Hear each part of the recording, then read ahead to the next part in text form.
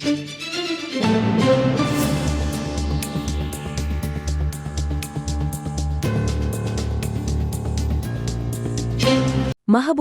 జిల్లా కొత్తగూడెం మండలం గుంజేడు గ్రామంలోని దట్టమైన అడవిలో వెలిసిన కోరిన కోరికలు నెరవేర్చే ఆదివాసీల ఆరాధ్య దైవం గుంజేడు ముసలమ్మ తల్లి. ప్రతి శుక్రవారం ఆ ముసలమ్మ తల్లిని దర్శించుకోవడం ఆనవాయితీగా మారింది. శుక్రవారం వచ్చిందంటే వరంగల్ ఉమ్మడి జిల్లా నుండి కాకుండా ఇతర జిల్లాల నుండి అనేకమంది భక్తులు వచ్చి అమ్మవారిని దర్శించుకుని మొక్కులు చెల్లించుకుంటారు. జాతరకు వచ్చే భక్తుల కోసం అటవీ శాఖ ఆధ్వర్యంలో ₹1,00,00,000 వ్యయంతో దుకాణాల సముదాయము మరియు భక్తుల సౌకర్యార్థం నిర్మించిన కాటేజీలను పంచాయతీరాజ్ శాఖ మంత్రి సీతక్క చేతుల మీదుగా ప్రారంభోత్సవాలు జరిపారు. అనంతరం ముసలమ్మ తల్లిని దర్శించుకుని ప్రత్యేక పూజలు నిర్వహించారు.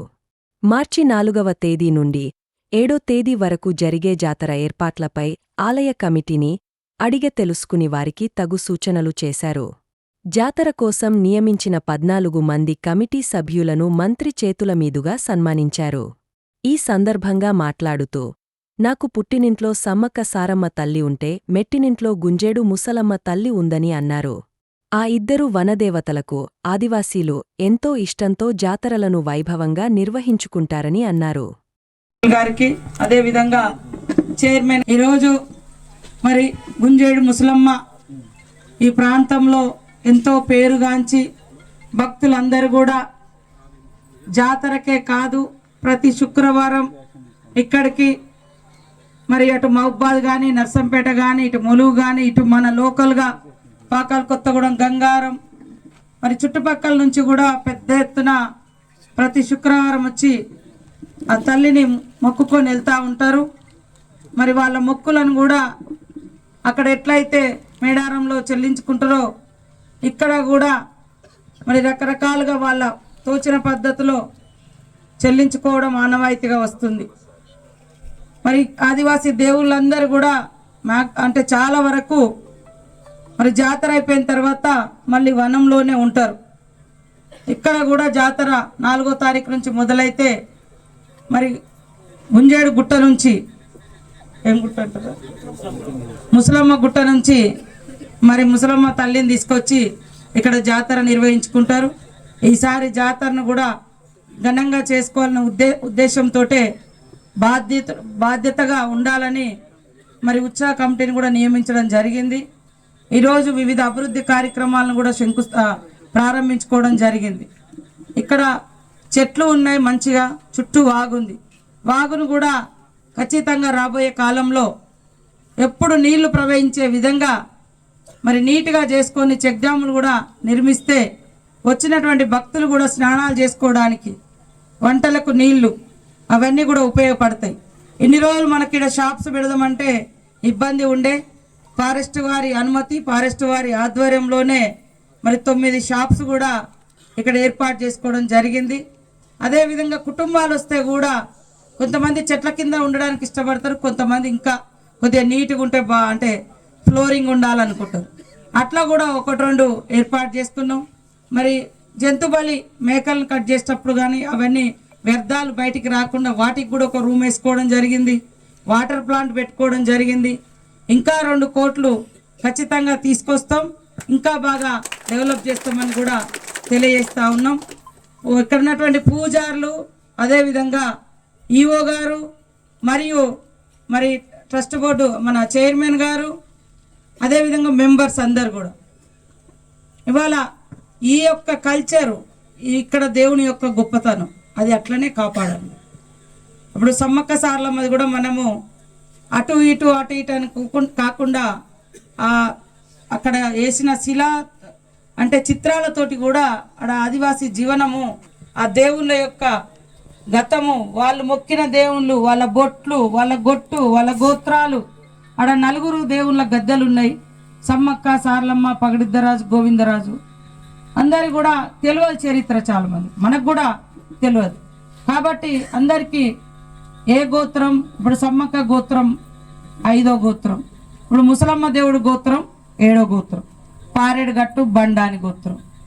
సో మాకు కూడా ఇక్కడ అదృష్టం, మేము ఆ గోత్రంలో సమ్మక్క గోత్రంలో పుట్టినాము. ముసలమ్మ గోత్రంలో ఓ ఇంటి మెట్టింటిలాగా మాకు మరి కుంజవారికి కూడా 7వ గోత్రం.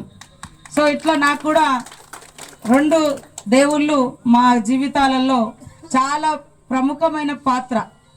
2 తల్లులు, అటు సమ్మక్క ఇటు గుంజేడు ముసలమ్మ. కాబట్టి నేను మేడారం జాతర జరిగేటప్పుడే చెప్పిన, ఇప్పుడు జాతర అయిపోగానే నెక్స్ట్ ఫోకస్ అంతా కూడా మాది భవిష్యత్తులో బలంగా ఏర్పాటు చేసుకోవాల్సినటువంటి పరిస్థితి. ఎందుకంటే భక్తుల రద్దీ పెరుగుతున్నప్పుడు వాళ్ళ అవసరాలకు తీరుగా మనం సౌకర్యాలను కూడా కల్పించాల్సిన బాధ్యత ఉంది.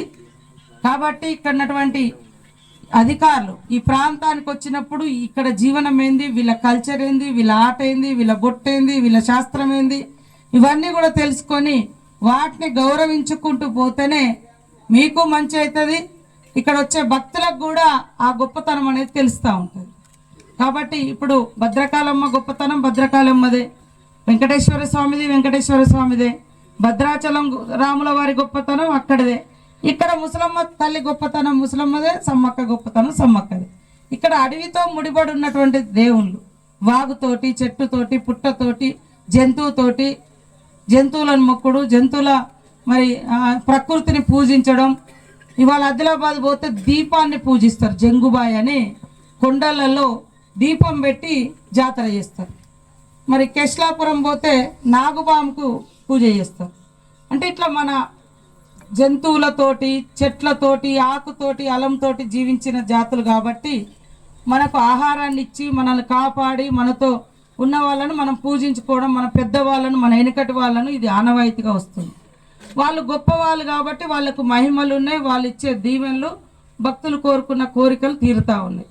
కాబట్టి ఆ రకంగా రాబోయే కాలంలో ఖచ్చితంగా చెట్టు ఉండాలి, పుట్ట ఉండాలి, వాగు ఉండాలి, వంక ఉండాలి, వచ్చే భక్తులకు సౌకర్యం ఉండాలి.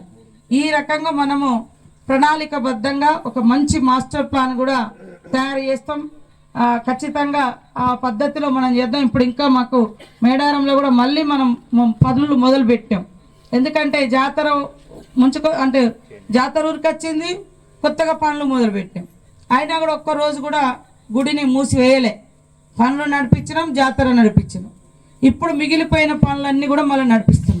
ఈ జాతర అయిపోయిన తర్వాత మనం ఇక్కడ కొన్ని పనులు ఇప్పటి నుంచే మొదలు పెట్టుకొని మళ్ళీ వచ్చే జాతర వరకు మనం ఇక్కడ మార్పు ఇంకా బ్రహ్మాండంగా చూపించాల్సిన అవసరం ఉందని తెలియజేస్తూ, మరి అందరూ ఈరోజు నూతన కమిటీగా ప్రమాణ స్వీకారం చేస్తున్న సోదరులకు అందరికీ పేరు పేరున శుభాకాంక్షలు, ధన్యవాదాలు.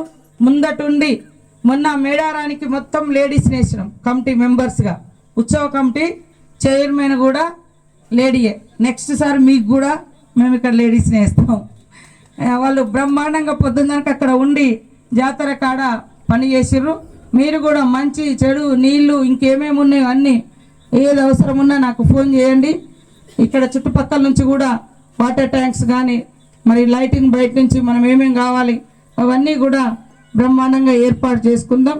మనకు చాలా తక్కువ టైం ఉంది కాబట్టి నేను ఎప్పటికప్పుడు పై అధికారులతోటి మీకు అన్ని రకాలుగా సపోర్ట్ ఉండే విధంగా మేము కూడా సపోర్ట్ ఉంటాం. పోలీస్ అధికారులు కూడా కొంత బందోబస్తు, వచ్చిన భక్తులకు కూడా ఇబ్బంది జరగకుండా ఏర్పాట్లు చేయడం, క్యూ లైన్లు కానీ అంత ఒత్తిడిలాగా లేకుండా అవన్నీ కూడా జాగ్రత్తగా చేయాలని, ముందు ఇంత దగ్గరగా కట్టొద్దు మనం బిల్డింగ్స్ నడిపిద్దాం. అందరి భక్తిని ఆ దేవుడు చురగొనే విధంగా పొందే ఆ దేవుడు ముసలమ్మ దేవుడు అందరూ ఆ అమ్మకు భక్తులుగా మారాలంటే ఆ స్వచ్ఛత, ఆ నిజాయితీ, ఆ నీతి రీతి అన్నీ కూడా ఇక్కడ పూజలలో కనబడాలి. కాబట్టి పూజారులు కూడా అన్ని కట్టు బొట్టు రీతి నీతి ఏది కూడా మారొద్దు నేను అనేది.